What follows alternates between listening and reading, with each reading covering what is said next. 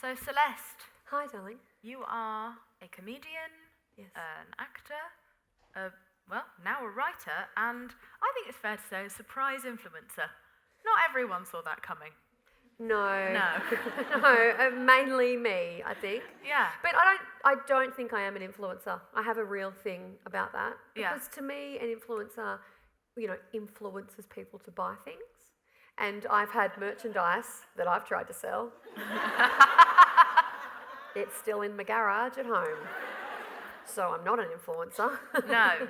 You call yourself the anti-influencer. Well, yeah, because I literally can't sell shit. Like I'm trying to sell it, but so people coming to my fucking book talk, buying other people's books. Like I can't sell anything. So that's why I think I am the anti-influencer. But you are influencing people to just be themselves, which I think Hopefully. is so cool. I think all of us can relate to the fact that, maybe 2 or 3 years ago we were on Instagram and just wondering, who the fuck is this woman? Who just kept on popping up, upside down, spread eagle, and just slaying the whole internet. And now here you are, like over 5.7 million, something insane like that. You're over, crazy like that. Yeah, you're basically a Hadid. I am. She's the secret Hadid. I am. I'm the other Hadid. I look older than their mother, but sure. Yes, I'm the other Hadid. It's fine. I'm sure they know people who can fix that. Yeah. No shade. No shade. No hey? shade. No. No. Headline. Okay. Jameela Jamil hates the Hadids. No. I don't. I did unfollow them, but anyway. So. I want to unfollow people like that, but I can't because then What's your material, isn't it? Exactly. Yeah. And when I look through my feed, I'm like, oh, this is fucking depressing. And then I'm like, oh, yes! And then I see a photo and I'm like, no, it's worth it now. Oh, truly. Yeah, But, it's worth it. But I think some people think that you hate skinny people. That's not true, is it? No, I don't. I talk about that in my stand-up show. It's an actual section.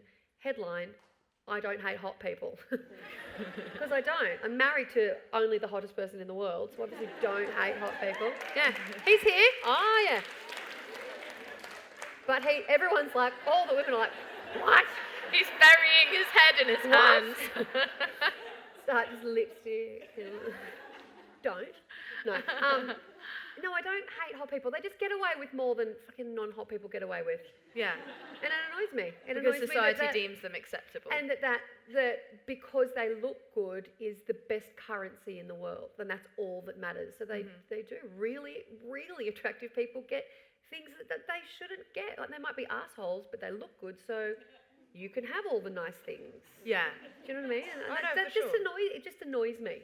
But your portrayal of like a version of them, but as a human mortal woman, has kind of brought you towards the body positive movement, because you're actually showing real people with real bodies and real lives and kids running around, and like you've brought reality back to Instagram in a way that no one else has really managed to do. So it's incredibly cool. Oh, but thanks, That's how has it kind. felt being brought in? Yeah, it is. Very kind. Thanks. Such a profound breath of fresh air. Like I haven't, and also that sense of reality pours throughout this book. It's so good. I loved reading this and getting to know you. I was saying that really all new friends should come with a book that you can get to know them thoroughly through and figure out if you actually want to go down this road. But I've loved learning about you. But how did it feel to suddenly be brought into the body positive movement? Did you think that would happen? Well, it was never an intention. I never started this whole thing to, be a spokesperson for how you look and, body positive.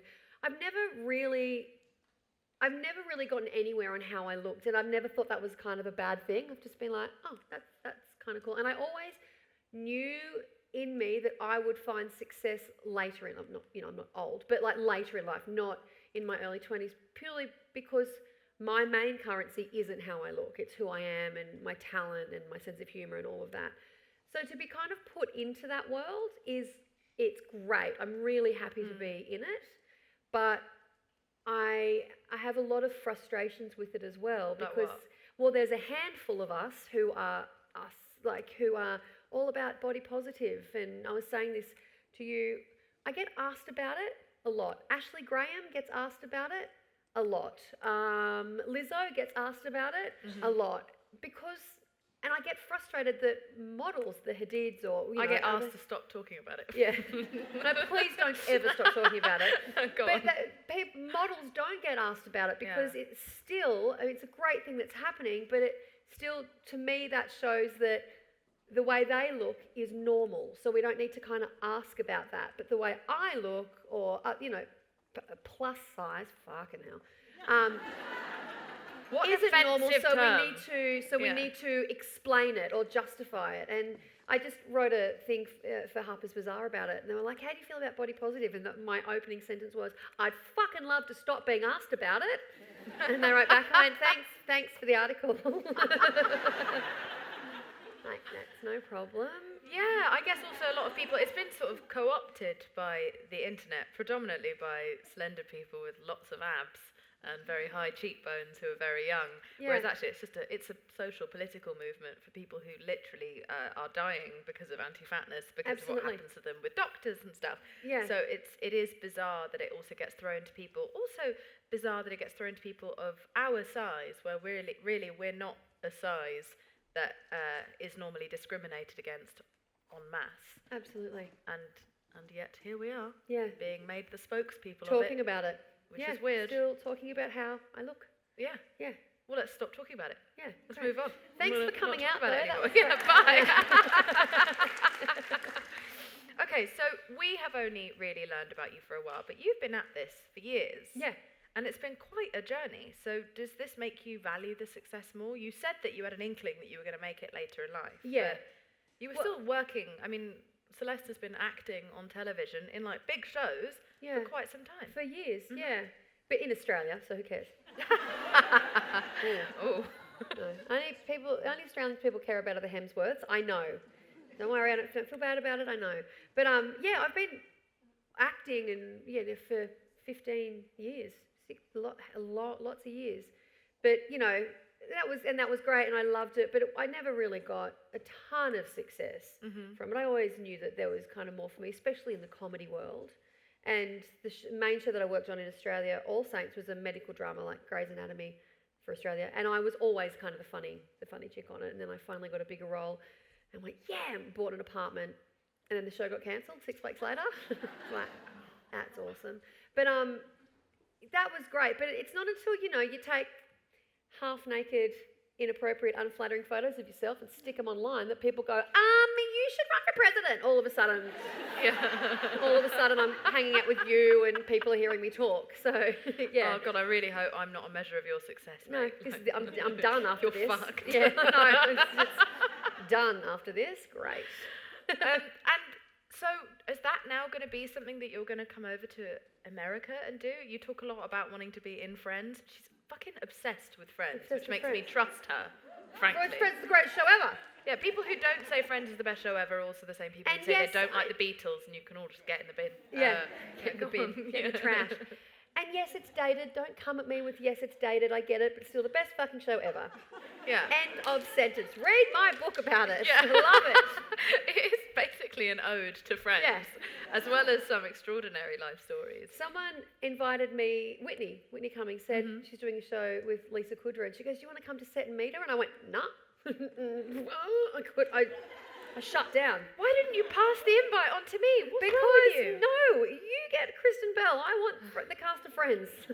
No, but I turned it down. Gaga, Tom Ford, sure. Anyone from Friends, fuck off. I can't do it. You don't want to meet your heroes. No, because I don't get starstruck. I don't know what's wrong with me. I just don't get starstruck. But I know that if I met them, I'd be like, tits up. You shouldn't have had your work done on your fat. Like, I'd be bad. What was he really like to be married to? Like, I'd be like Adele. Do you remember Adele was at the Oscars or something? And did you hear this story? And Jennifer Aniston was there as well, and they were in the bathroom. Did you hear this? No. And they walked out of each toilet, and Adele went, "Hi, Rachel." That would be me. That would be me. Yeah. So it's not worth it to me. Yeah. Have you been to any American award ceremonies yet? I hosted one. I hosted the LA Fashion Awards. Oh, cool. Which was fun, good. Yeah. It's weird. it's fine. Yeah, it's a little bit strange. Yeah. I find it very intense going to award ceremonies because I have always behaved like a competition winner throughout my time in this career. I sense that you are the same. Yeah. And I cannot tell you how exciting it is to hear someone that you love piss, which is just something that because you go to the toilets, obviously. This isn't just randomly on stage. But you are, oh no, your children are leaving. Why? What's happened? No, it's fine. Are you over it? He's oh. Aren't we all? We're all hungry. It's not the Oscars. It won't go for 4 hours. You'll be fine. Well, anyway, where were we? Piss. Cool. Yeah, exactly. Moving on. You into like a more serious place, I guess. Kiddies are off. Why did you write this book? Because I was offered money. Ah. Yeah, it's full Okay. on. It was full on writing it. It was kind of, for me, I liken it to like having a baby, where you're like, I could totally do that. That would actually be amazing, and everyone else will think I'm a hero, so I'm totally going to do that. And then when you're in it, you're like, this was dumb. I shouldn't have done this. And then when you're at the end of it, you're like, I'm going to fucking die here. I'm going to die. And then you finish it and it's out and the world kind of loves it. And then a few months later, you're like, I reckon I could do that again. You know that? Mums, how you're like, I reckon I could do that again. Don't do it again.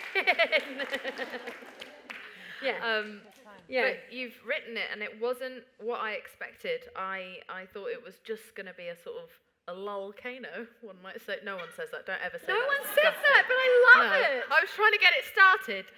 Do you know what I'm trying to get started? What? You know how you say duck's nuts or no? What do you say? No, what we is it? don't Bee's say knees. that. Bee's knees. Oh, bee's yeah. knees. No. Well, I'm trying to get up duck's nuts. Okay. Also cat's pajamas, which we know, but one that mine, dolphin's earrings. Yeah, it's like volcano. It's not going to go. No. Stop trying to make fetch happen, basically. But you really share some deeply personal stories in this book. I really felt like I got to know you and kind of got to know a bit about myself from reading this book, because there is such a lack of pretentiousness in the way that you talk to people. You talk to people like you are the big sister of their dreams in this book, which is really, no, genuinely, it was really good. I didn't get to tell you after I finished it. I just sort of, I blanked you for a couple of days. But now I can tell you that I really genuinely loved this book. But was it hard to tell such personal stories? No, I found it quite cathartic. I found, and I didn't realise until I was kind of in it and writing it, where I was like, oh shit, that's a thing. That's a big thing. Because I've always just gotten on with it. It being whatever the situation I'm in. Yeah, this could be open heart surgery or but Me when, Too. Like, you know, when it becomes your reality, it somehow isn't as big than if it's happening to your mum or your sister, you know, or your friend. But because I was going through it, it just became part of my day. Yeah. And it wasn't until I was actually writing it. And I do that because I did write most of it with a pen and paper, like a fucking idiot. But did you? Yeah, which is I find it like physically getting it out. Oh right. But then going, fuck. When I write, it looks like I've written something using my actual asshole, so I can't. I can't. As if I've just squatted over all a got piece the of paper. yes. Yes. I don't know why I asked you to moderate this. You so don't get each other. You divulge some Me Too stories in the book, which I won't go into too much depth, because A, you should read the book, and also B, or that guy's book, whoever's book that is. Yeah. There are also some small children in the room, but we will talk a little bit about, But share. they're my kids, they're fine. Is he putting his hand up? He just wants to wave. He's loves the love. Hi, honey. I can see you. Hi, Of all of the sections, this is the one we least want you to ask questions in. Yeah.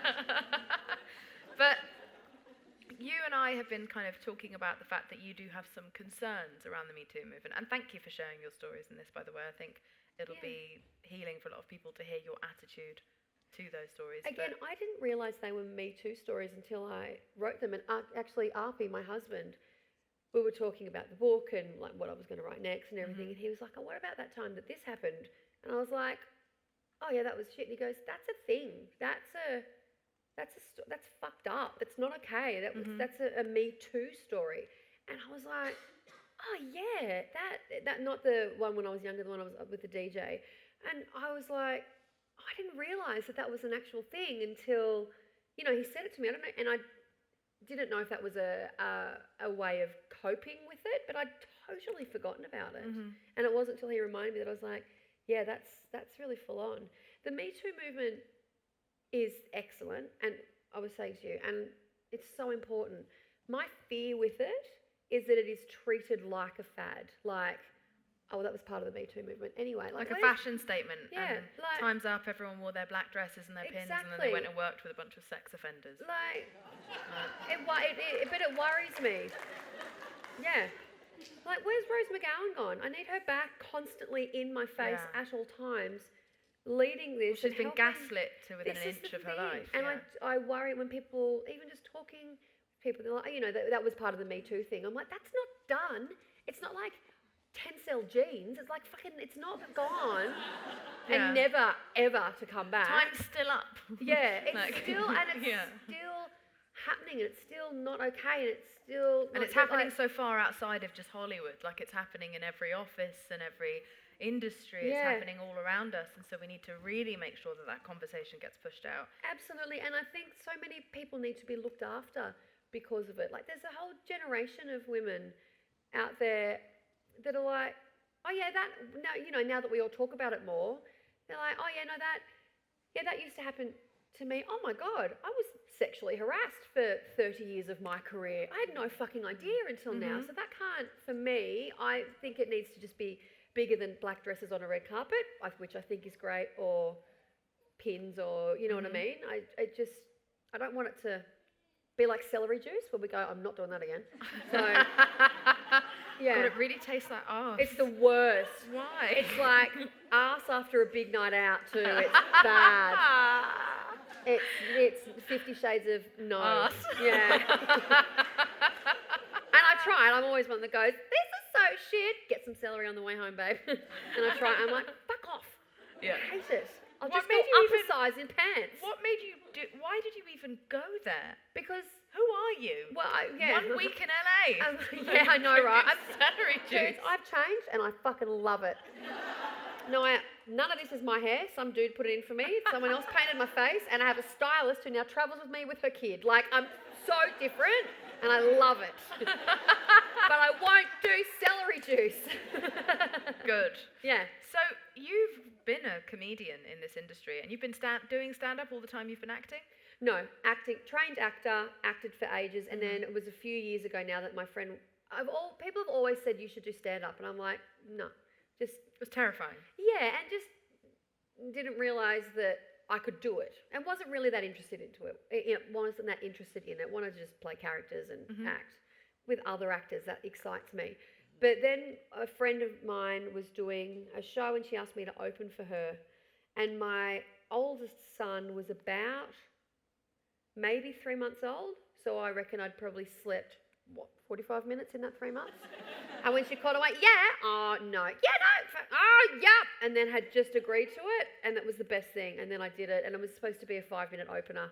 25 minutes later, I was like, I'm going to head off, sorry. Like, she's backstage going, fuck you, that's too long. And I loved it. But you caught the bug. Yeah, I loved it. How's it been being a woman in stand-up?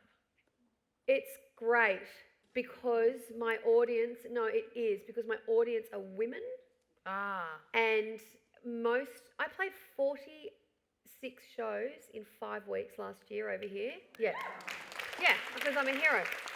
Because my manager and my agent are trying to kill me. That's why. Yeah, it wasn't next to Celine Dion. She's not Calvin Harris. No, that's different. I had like a tour bus, and I went through Middle America. That was the thing.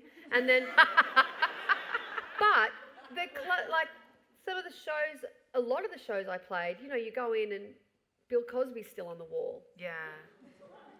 And I'm like, the actual man. He just he just loiters. He's in the but I mean, it's not up there anymore. I took it off and shoved it behind the toilet. Okay. But it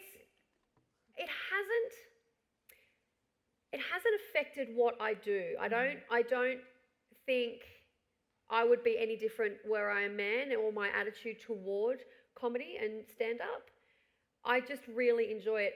Having women in my audience is the best because it's based for men, absolutely. So having women all the time, like every one of my shows, like I'm talking 95% of my audience are women. Wow. And the staff of the comedy clubs will say to Thomas, my best friend and my tour manager, they're like, oh my God, there's so many women here. What some comedians like to do, and they do it for us and for the staff, they'll be like, where are my single ladies at? And all the single ladies will go, yeah. And where are my married mamas at? Yeah. So then the staff will know what women they can go and kind of play up to because they're single. Do you think Celeste will do that? And Thomas was like, I don't think you know what Celeste does. And I suggest you don't ask her that directly. That is wild. Unbelievable. And had you already become Insta-famous before you started doing stand-up? Yes. Thomas says yes. See, I've changed. So, people think for me now. It's the best. So good. Yeah. Well, I've more meant like how do men treat you, but also I guess you're a different booking now because absolutely. You have the power. And Isn't it weird that social media can influence your power in a completely different industry? The men that are at my shows are the best. Great. They're the best, except one guy that came up to me and said, I want to suck your toes. Everyone else has been great. Was that Quentin Tarantino? No. I've heard he does that. No. And I said, I can't. I've got to get on a tour bus. Sorry. Yeah. That's but most so of the men creepy. are amazing. It's terrifying. Another woman kicked me in the vagina, but apart from that, Wait, I was great. what? Yeah. Don't just roll over that. Well, because I do meet and greets after it, and if I do that after this, if you could not kick me in the vagina, that would be great. She was just pumped, but it's because... I was excited to meet you. Yeah, I know. And I was like, come on, kick it. No. But again, that's my brand or whatever that stupid word is. But it's nice to see people. I like people supporting me. So I'm hug and like it's not like I stand there in a meet and greet and go like do a Britney Spears and go photo, fuck off. Hi. And so she just got really excited. She's like, let's get a photo where we're being weird. And I was like, yeah, because there's not enough shit photos of me in the world. All right. And did it. And she just walked up behind me and just went bang. And I went, oh. You know, I once hit Naomi Campbell in the vagina. Oh. Yeah. Okay, that's a whole other talk. Sorry. I was winning an award. Don't worry about it. And I was getting up to. It's not that funny, the idea that I would win an award. That wasn't even the bit. And so then I was supposed to get up and go on stage, and as I got up, because I was nervous, I got very long arms. Doctor told me I was built exactly like a monkey. I just sort of flailed my arms, and I backhanded her vagina like Nadal, you know, like. Hang on, like, was she? She was standing already. She was getting down to sit down at her seat. I think she'd come back from presenting award already, so she was about to sit down. So I just went, and I was like, oh, it hurts, because it's firm and brilliant. I don't know.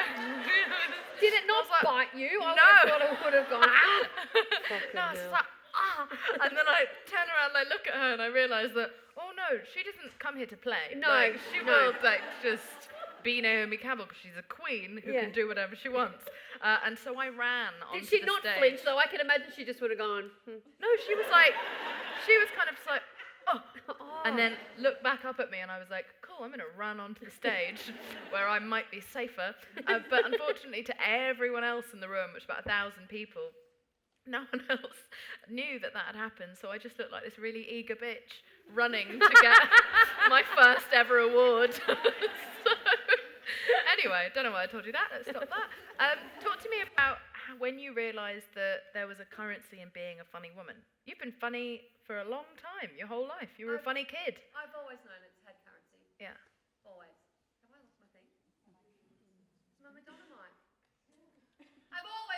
It's all right. I'll sit. Use my mic. I've always known I've been hilarious. That's great. And when did you realise this about yourself? It started, yeah, no, we're fine. Thank you. Now I'm Celine Dion.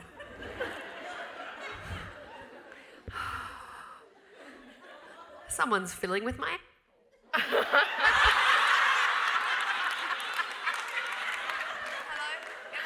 Am I on anywhere? Do you want me to leave? Have we run out of time? Yeah, okay. Have we said arsehole too many times? Did you do that too early? Never. Never. You never do that too early. I've always known that humour had currency. Yeah. I've always I think that's like when I talk about bullying in the book, how I was always about what I needed to do to make an experience better for me without hurting other people. So when I was bullied, you know how there's always stories about what you need to do with a bully is stand up to them and say, you can't treat me like that, and that'll teach the bully a lesson. And I was like, I'm not fucking interested in teaching them a lesson. I'm going to go and do what I need to do to get the fuck away from you, and you can go and learn your own. Like, that's not my responsibility. And I think just kind of knowing that, and just knowing that I had something that humour has always been the best thing in the world for me. I've always medicine. Yeah, I've always enjoyed being around it. My dad's really funny. My mum's really funny when she has an audience. So, and I love that. And it makes me feel better. And it makes people feel better. And that I like that. I've always liked that. Isn't it insane, the idea that she was bullied? I find that so ridiculous. I'm a lot, though. That's true. I'm a lot. Yeah, that is true. How long am I here? An hour? And then we'll never see each other again. But I'm a fucking lot. My husband's left. Oh, no, he's back. My best friend's left. See, the people leave. What's his name, by the way? Arpie, sorry. I just keep having hot husband in my mind. And well, I it's almost It's introduced Arpie. myself It's actually, to you with that. Arpie Hana. It's a Maori name. Take your shirt off, babe. Everyone has got their phone out. Arpie you get quite a write-up in this book. It is constantly flattering. You called him the love child of The Rock and who? Oh, no, I wrote the book ages ago. It was someone else really hot. Tay Diggs, maybe? Yes, Tay Diggs and The Rock. Yeah. Very well put. You guys have been married for a minute. How long? We've been married for 6 years. Together for 16. Yeah. So we're in Los Angeles. That in dog years is 3 lifetimes. Like that's what we have here. No, it's good. He's the tits. I'm really into him. And you met when you were 21? Yeah, I was 21. He was 30. So I was like, don't mind if I do. Yeah.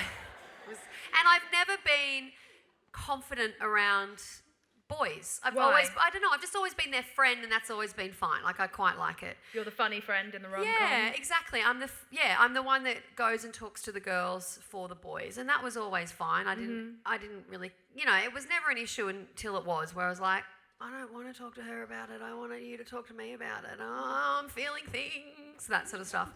But I was never good around boys. I'd always just make stupid dick jokes or play hard to get, and they're like, what the fuck's wrong? And I'm like, I forget. Nah. But when I met Arpie, I was bloody, look out, Sophia Loren. I was like, fucking, what else do you need? Like, I was there. I was totally across it. I love the story of the night that you met so much. She had competition, and she one by one just went, until she had him alone. I do feel like I sometimes need to read that chapter to my husband, because he was so drunk, I don't think he remembers that night. And he hasn't read my book, but whatever. People don't like that you haven't read it. I've read your book. How do you make a marriage last so long? What's your secret? Because you're still so happy and loved up. They had such a lovely little smooch before they came out here. That's kiss in England. I don't know if you have that word. And in Australia. Yeah. Oh, great. Or a mac. We macked. So how do you do this? You have 2 children, 2 beautiful children. 2 that came out of me, but he brought 2 into the marriage as well. Right, indeed. So you became a stepmum quite young. At 21, yeah. 2 teenage girls. Yeah, What the hell did you do? That's the book we want to read. Well, no, that was a conscious effort not to write about the girls in it. No. I know. I mean the marriage. I don't mean a whole book about your stepdaughters. Oh right, yeah, yeah. I don't want to fucking write about it. I love them. I don't want to write about it. I really like him. I really like Arpy. I think he's excellent. And he is. This is going to sound weird, but just give me a second. All of my weaknesses are his strengths. He's so patient. I am not. He's very kind. I'm not that kind. It's that annoying balance thing. But we really, really work at it all the time. We constantly check in with each other, especially now. Because I will never just take for granted that he is stoked being in LA while I work, and he's got the kids and he's at home, and it's great. There's all these opportunities, and we're staying in a great place. But I just know not to ever take that for granted, that everything I want is everything that he wants, because it's not the case. And that's why I love him. It probably wouldn't be really that much fun without him to share it with. Not that you can't have fun without a partner. It's just that sometimes when you have a bond like they do, sometimes it's nice to come out and be like, I just snogged Tom Ford. Yeah, exactly. That's what you want to tell your husband. Do you know what I mean? That's the conversation you want to have. Yeah. Well, before that Tom Ford thing, I did say to Arpy, he didn't come over with me for that trip, but when we thought he was going to come over, I remember saying to him, listen, if Tom Ford wants to kiss you, you kiss Tom Ford on the mouth. You kiss him. You kiss him. Oh my God, did you pimp her out? No, I said this to him, and he was like, I don't know how I feel about that. I was like, I don't care. You care. But then I ended up doing it. It was fine. But yeah, I have a lot of fun without him and everything, but I actually have no interest in doing this without him. It just doesn't. That's really lovely. And I'm not trying to be cheap. It doesn't interest me. Like when I do exciting stuff and he's not here, I'm like, fuck. It just adds to it. It's just nice. It's like staying in a really nice hotel room on your own, and you're just like, and you just constantly on FaceTime. Sex over there. Could have had sex over there. On that, in that, under that. Like it's. Well, he would have been like, let's have sex there. Yeah, and like, that's the we'll same. have sex over there, and then I'll go to bed. That's what I mean. He would have been like, let's have sex there. I'm like, no, mate. What about there? No. What about there? No. I do love that you give an insight into sometimes feeling a bit insecure within marrying someone so hot. So hot. Because it's that thing that hot people get away with things. So I said it earlier, and he does. And he fucking knows it. And so when he's hanging out with other hot people together, it's a fucking catastrophe for people like me. And he surfs a lot. So when he sees other like hot surfer chicks and they're like, oh my God, how good's the swell? I'm like, you two just need to rein it in over there. Seriously. And he's like, what? And I'm like, she was topless in a thong chatting to you about it, and I'm pretty sure she tweaked a nipple, and you were like, I didn't notice. Like, fuck off. Fuck off. Average-looking people know when someone's flirting with them. Hot people don't. They're like, this is how I get treated all the time. That's how they are responded to all of the time. Yeah, that's an excellent scene in 30 Rock. Remember that when Tina Fey was dating a really hot guy? Yeah. And she was like, I don't know, ordered, I can't remember, say a fruit salad. She's like, oh, can I get the fruit salad, please? But is it okay if you take the pineapple out? And she was like, no fucking way, like just no. And then her boyfriend was like, hi, can I get the scrambled, like the big breakfast? But instead of it being really big, I'd like it on 3 separate plates. And if I could have half the toast and just one bit white and the other bit wholemeal. And the scrambled eggs, we do it with like skim milk, but then add the full cream milk later and the bacon. And the waitress was like, absolutely. Yeah, and it's so true. Shit happens to him all the time. You don't know it, but it does. I once dated someone who was so hot that women would literally just start undressing wherever he was. Yes. It was like you developed an instant thyroid disorder as soon as you would see him. It was just like menopause just started happening to everyone who would see him. I've had people cross streets, some may say highways, to tell me how lucky I am to be with him. They're like, are you with him? And I'm like, yeah, Karen, you nearly died on that fucking road. She's like, wow, you're lucky. I'm like, am I? And he's like, oh, I was just helping a puppy. I don't know what happened. So ridiculous. I mean, I'm dating a handsome musician, and truly actual Victoria's Secret models are brought to him while he DJs. You're a Victoria's Secret model, though. No, but I'm not. Well, it's fine, because I'm really nice. Jury's out. Jury's out on that, mate. But yeah, there is a sort of like, there's a temptation to tase, I guess, like yes. the front row at the gig. But we don't. We carry on, don't we? Because we all have to love women. We all have to love each other. Come hell or high water. We have to. We have to. Well, you're not a feminist, remember? You have to. Fucking hell. That pisses me off. I like that you take a stance similar to mine, because I don't think that. Sorry. No, go on. Oh, I think we're about to say the same thing. So I'm like, I got shit to say. It's gonna hit me with it and then kick me in the vagina. Yeah.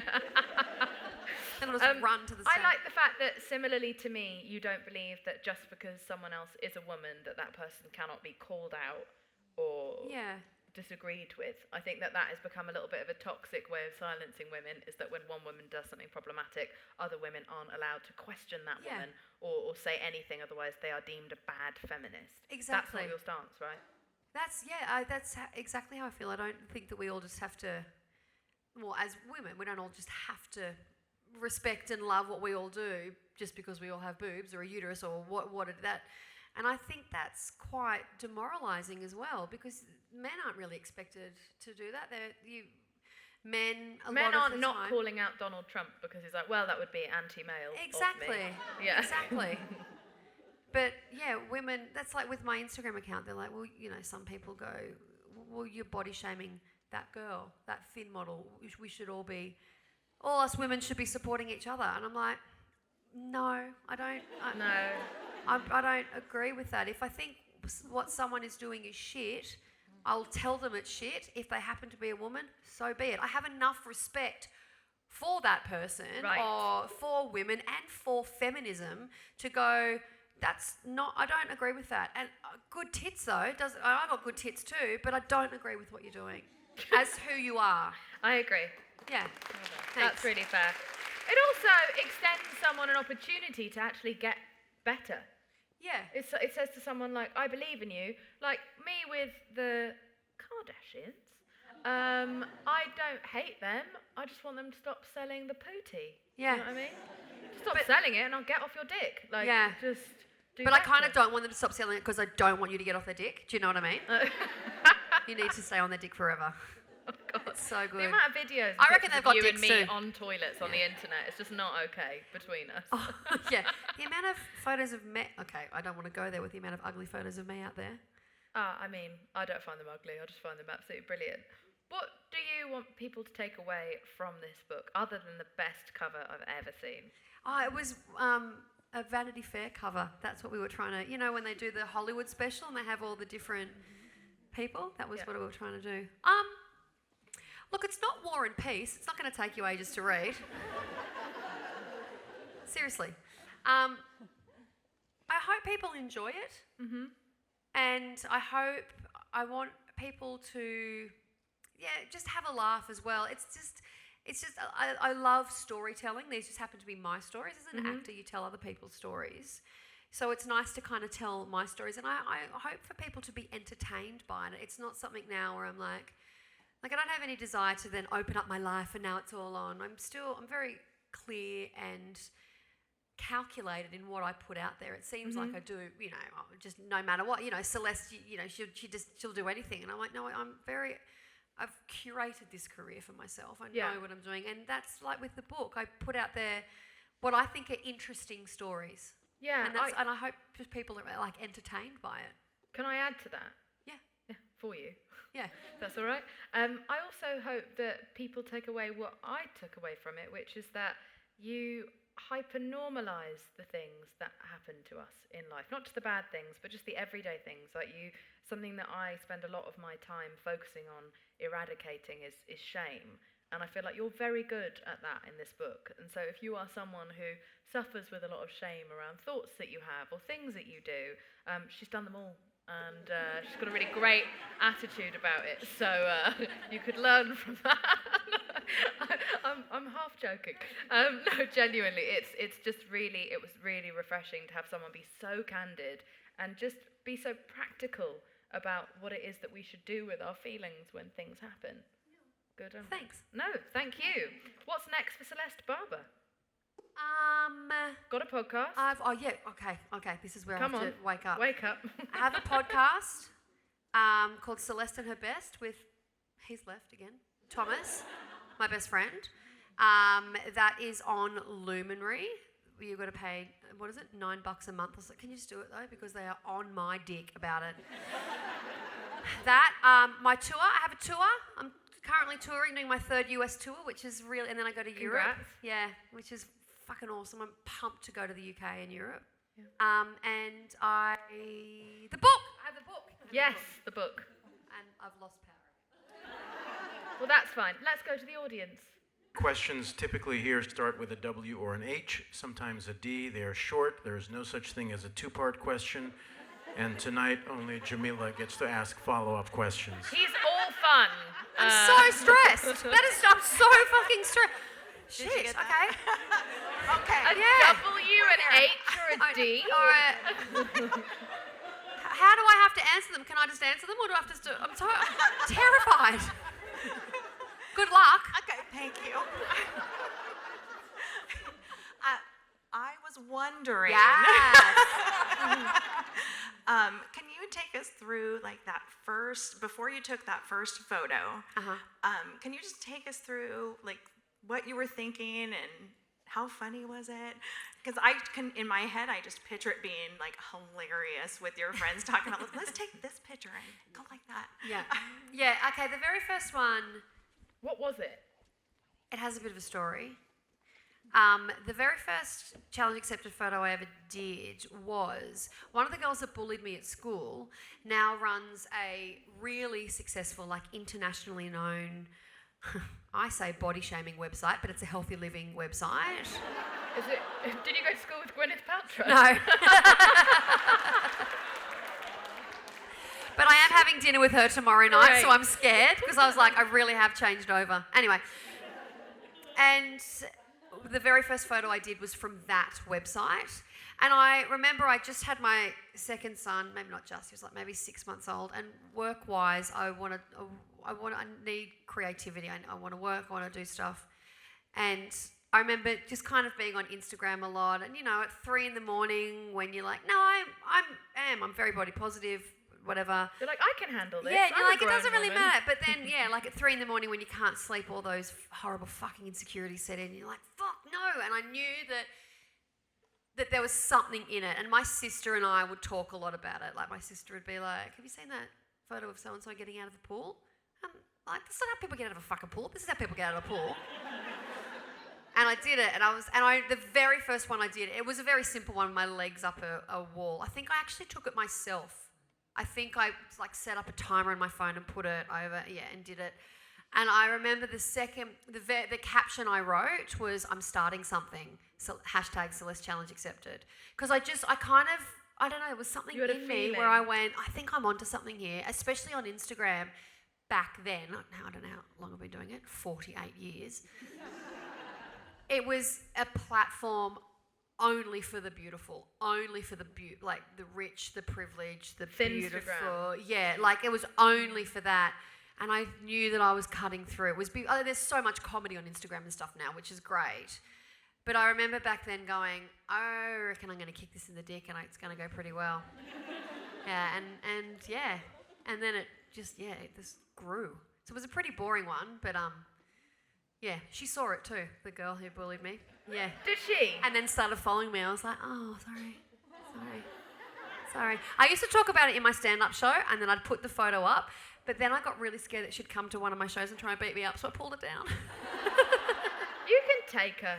No, I can't. No, these are for show. I got no up. I'm like you, freaking nothing. I was told by a doctor that I was clinically weak. It's not a condition, it's just sad. Sorry, so let's get our next question, please. Hello. Hi. Hi. Ooh, that was loud. How do you do that? Your microphone works. That's why. Yeah. Amazing. So my question is, do you, with the D, consider who's going to be consuming your content? So I teach it in all women's university in a film and social justice program, and my girls love both of you tremendously because of what you help them with. So when you're making the content, are you thinking about who's going to be consuming it and how they impact you, or are you just doing your thing? A bit of both, I think. And now I think because it has such a big reach, it's a bit of a pendulum swing though, I have to be honest. Sometimes I'm like, yeah, I know this is going to hit and I know it's going to resonate with people, and those sort of women, that need to hear it will. But then the other end of that, sometimes I'm like, I don't fucking care. I'm doing what I want. Like I can sometimes be quite stubborn about that because I know that's what helped me in what I'm doing now, by just doing what I know I can do well. Mm-hmm. And if I think too much on, friends' kids, 11 follow me, and I'm like, I said fuck about 48 times in that, or, it's a slippery slope. So sometimes I've always trusted my gut. And I know I didn't realise I did that until my best friend Thomas was like, your instincts are unbelievable. So you have to stick to that. And I know when I start to question myself, or I'll do a post, it's not great, it just doesn't feel right, or I think about the impact, it doesn't serve the purpose that I want it to. And the main reason I do any of this is to make people laugh. That's what I want the very first feeling for people to be when they see it, to go, ha. And then you can fucking start dissecting how I look and how she looks, because that's always going to happen, and whatever. But I just want to make people laugh. And so if I think on it too much, it doesn't work. Yeah. Hi. Love you both. I was wondering, so most of the celebrities you make fun of, or most of the women, are good sports about it. What's your experience been like with those who haven't been? Or has there been experience with those who haven't been good sports? No, I have to say they've all been good sports. Like, don't people ask you to make fun of them? Yeah, but you know what the fun Isn't that part wild? is? People ask me to make fun of them. They'll go, oh, can you please do my photo? But the fun part is when one A-list celebrity will send me a photo of another A-list celebrity and go, can you do her? And I'm like, this is good. Oh, I like this. But I have to say, hand on heart, it's just been positive from the people I've parodied. Like when I hosted the LA, what was it called? Fashion thing, and Gaga was there, and like just supermodels everywhere. I was like, my managers are staging the biggest fucking cat fight Hollywood scene. Yeah. They're going to put me on the stage, and they're just, all these bitches are just going to run at me. Like I thought but amazing. No, it's kind of, they get it. It's that thing, don't hate the player, hate the game. And they get it. They know the world they're in as well. So yeah. No, they're good sports. And then I made out with Tom Ford and everyone just shut the fuck up. So yeah. Sorry, did I mention I made out with Tom Ford? Okay. Hey, I was wondering, I know you didn't watch the show, but what was it like working with Jonathan on Game of Thrones? Oh, great. He is excellent. I never watch Game of Thrones. Same. Sorry. No, but I love and appreciate what it is. My husband is obsessed with it. Like, I'm talking, he does cut out of newspapers on articles and sticks them on the fucking wall. Yeah. Oh, babe. A little less hot now, isn't he?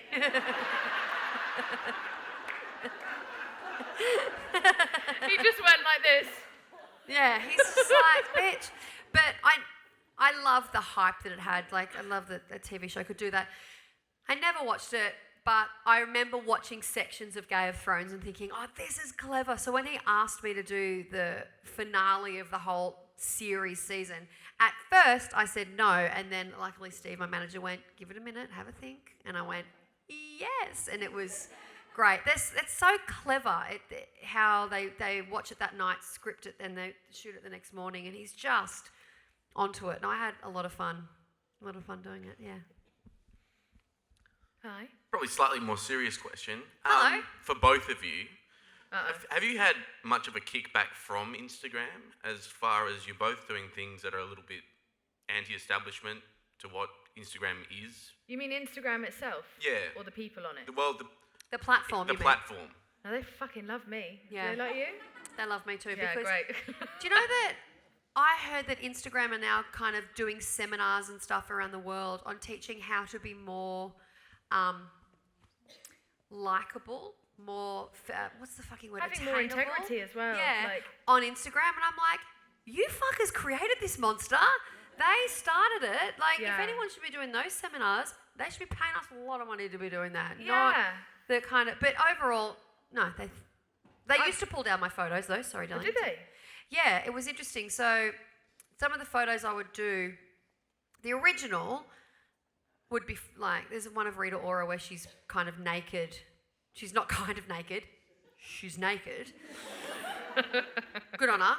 Playing the piano, obviously. And then I went, yeah, and I did it. So her photo got millions of likes. I then did the parody and it got pulled down. All the terms and conditions kicked in and it got pulled down. She reposted it on her page though, and it didn't get pulled down, but it did off mine.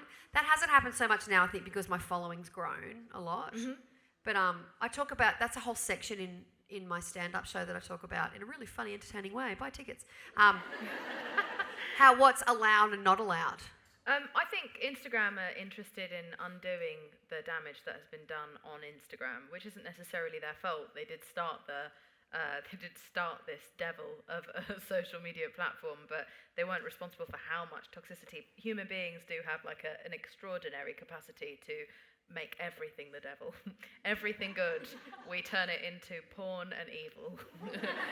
And that is just who we are. And so I think that they like people like us who sort of stand for pure comedy and who stand for the right side of this conversation and reality and breaking through that weird fake wall that's been created on social media. They like that we don't do the whole highlight reel. So we've been, I think, probably quite lucky in the fact that they would rather have people like us than the people who peddle toxic shit. Yeah, and I think as well, it's like a smart business move on their part as well, because that shiny world of Instagram can only be entertaining for so long. Mm-hmm. And I think already, well, it has. People are like, I can't be watching this shit again. Like, so they're quite smart to, I think, embrace our stuff. Also, I've never been paid by them though, so I don't know how much they fucking like me. I'd like them to pay me. Oh yeah, I don't get paid. I don't get paid. No, I just don't get into trouble, that's all. He wasn't asking if we got paid. Oh, I'm just wondering if you wanted to pay me. If anyone wanted to pay me. If you could let Instagram know for us that we would love. Do you some work for money. Instagram? Oh, okay, well, got that was really a lot. silent. That was That's really okay. I just good. need to say no, didn't I? I was like, oh shit. Yeah. Hello. Oh, when doing stand-up, have you ever said something that like you shouldn't? You're like, oh shit, like I shouldn't have said that. And opinions on global warming. Oh, And not fuck. what? Oh, sorry for breaking. Wait, what? Opinions on global warming. I just in that moment went, I haven't paid enough attention at school. Now you're all going to know that I'm fucking dumb. Let's go back to talking about body positive. On stage, no. I have never said something in my show and gone, oh, I shouldn't have done that. I probably should have that feeling, but I don't. Because again, I think it's that you know, the preparation, the preparedness of what I'm doing. I know what I'm doing. So sure, I fuck up sometimes, but I don't kind of go, sometimes, most of the time I fuck up, but I don't go, I shouldn't have done that. That was dumb. I shouldn't have said the bumhole thing at the beginning. I have a regret about that. But I more so regret acting it out straight afterwards. I showed you my camel toe and I shouldn't have, and I'm sorry. So I will say I that. regret nothing. Yeah. Is that, hi baby? Why did you put me on your book? Why did I put you in my book? In the American version of my book, baby, your photo isn't in there. I have photos in my book in other parts of the country. I don't know why, parts of the world. So much about global warming, other parts of the country. Because I love you and you're part of my story, so I wanted to put you in there. Is that okay? Okay. He's got Lou. 2 years to sue you. You have 2 years to sue her. I just bought you a drum kit, mate. You won't be suing shit. You're fine. I was wondering if you could say a little bit about how you were able to get through the writing of your book, just like with all the other things that you have going on, because it's always been a goal of mine and I'm not quite there yet. Yeah, right. When I first was asked to write a book, I said no, and by a publisher, obviously. And then because that seed was planted in my mind, I was like, oh, maybe I could, and I just started kind of writing. And I thought, I will write a book, and I'm going to self-publish it, because that's easy. And so I kind of scared myself into doing it. So I wrote. That's why it's like I'm saying, it's not fucking War and Peace. It's not going to take that long to read. I wrote maybe half of it in about 6 weeks because I just was like, I have to. And it's that thing where, you open the floodgates. And for me, and actually other comedians I know that have written books have said the same thing, and other mothers as well. They can't, the idea of, I've just got to go away, I've got to get a studio, I've got to go and write, I've got to be alone. I can't do that. I'd write while cooking dinner. I like chaos being around me. I like things going on. If I did have moments where I was home alone and had to write, I'd have to go to a cafe because I like there to be stuff going on. It excites me, and I found that really helped me. But it's just that thing of storytelling that I really love, and that, that's the actor in me as well. And I just treated it as individual essays. And then I got an actual publisher and an editor, and it's their job then to find the through line. So I just kind of treated it as individual essays, and it helped. So can you go write a book now? Was that amazing? Yeah.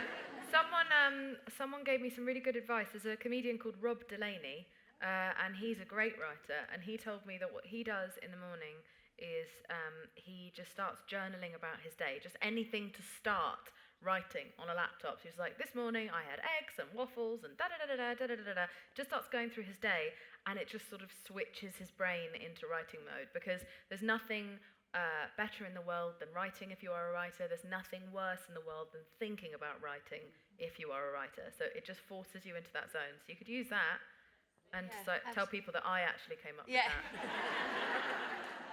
Because actually when I heard it, I was like, that's really wise and good. I'm going to start telling people that was me. Cool. My friend Jennifer, who brought the Common book, actually I brought it for her. That's okay, Jennifer. Told me that on Instagram, it's cool if you follow like 4 people, but you have like 19,000 people following you. Who can't you quit on Instagram? Who can't I quit on Instagram? Who we should quit? I can't. Who can I not quit? Fuck. I mean, I can't quit you. No, but I can't quit you, but I'm open about that. Yeah. That excites me. We've both come here dressed like a power couple. I know, right? Haven't we? Yeah. I really love it. Yeah. Who can you not quit on Instagram? Gary Janetti, I fucking love. Oh, sure. And now that Trump is over there and I'm with the Royals, I was like, oh, this is just a wet fucking dream for me. I love him. He was on my podcast too, and he's like a writer, or what was he? An EP of Will and Grace, like one of the original. And I was like, Will and Grace, whatever. So with your account on Instagram, it's all I could talk to him about. Do you follow him? I don't. I will. He's excellent. I follow an up-and-comer called Beyonce. I don't know if you've heard of her. Her Instagram's annoying. But it kills me because it makes me feel bad about myself, but I just can't stop because I want to know what she's doing. And if you she's will happy, not learn what she's doing from her Instagram. I'll tell you now. I find her Instagram weird. Well.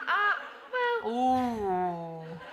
I've disrupted the beehive. I think we're gonna. You and me are gonna have a little fight later. Get out the blazers off. Yeah, go on. That's mine. It's super cliche. I love to feel bad about myself by watching Beyonce's Instagram. And our final question for the evening? Better be good. Yeah. We're about to find out. What's your creative process when working with hot husband? Oh, it's frustrating as hell. Isn't it though? When we do photos, like we did one today, we did a video today. Stand by for that one. He at first he was just like, yeah, cool, click, whatever, and like listen to me, but now he's taken on role of fucking self-proclaimed creative director. And he's like, no, we should bring lights in. I'm like, you take the photo, mate. Like, just take the photo. And we are, it's not great. I don't know. Did we bring lights in? Yes, we brought lights in.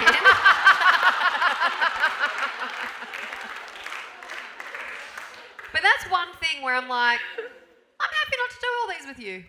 But when I do it with him, when he's in the photos, that's fun. That's always very fun. There was a great J-Lo A-Rod one that you guys redid. Oh, that was a stupid photo that they did. Yes. Where they're hugging and he's just... Well, he's wearing in a outdoor suit. winter layers, like, Yeah. and she's in And a she- tampon. And then he's holding her skirt up with his hand down the back of her pants. I was like, I'm sorry, sir. I don't understand what's going on here. So then we did it. But also when we used to do those, not so much now, when we ever did those, so when we do it together, they're usually quite full on, and it's usually his daughters that have to take it. And they're like this, going, fucking... And I'm like, you need to hold the camera up, and Kai or Sarah will be like, show me how to hold, and then we'll just do that. And they're like, fucking done. They hate it. Yeah. Because I sometimes make noises. I once did a video of myself pooing on a toilet in order to make my point about the old tummy teas, and then my boyfriend filmed me doing it, so on the poo, like pretending I'm having raging diarrhea, and then had to watch me hang over the toilet bowl afterwards and just be like, so sorry. God, that really sounded like a chunk, didn't it? And I don't think he'll ever love me again. Do you really regret talking about your asshole earlier, though, now? Because we're back there. It's all we're thinking about. Don't worry about my book. Chunk Fuck my book. is the final word of tonight. No. Book launch. Buy this book, get it signed by Celeste, tell other people about it. It's for people of lots of different ages, and there's so much covered in here. It's genuinely really funny. It just gives you a warm feeling inside Thanks, your honey. bum. Thank you so much for coming and answering Thank you, all my these love. questions and Thanks for chatting to coming us. out, you guys. Thanks.